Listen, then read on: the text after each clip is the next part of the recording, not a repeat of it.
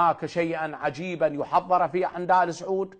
يقينا يقينا إذا خرج، طبعا معلمي بالليلة الفاتت يقول إذا هذا الأضحى ما مات الملك تغير حدثا، أصبح حدث غير شيء.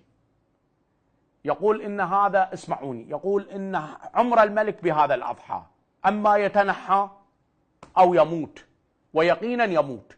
يقول إذا ما تنحى، يقول راح تصير علامة كبرى برمضان القادم تفصلكم عن الإمام الحجة إلا أيام معدودات.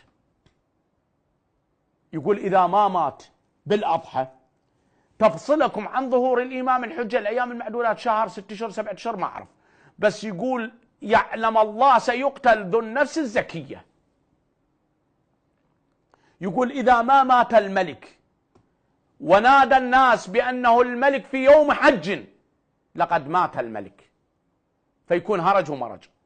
كونوا على بينة إن هناك شيئا كبيرا أعظم مما تتصورون أخفاه الله رحمة منه لكم. نحن ننتظر. شكرا لك دكتور. ناخذ هذا الاتصال.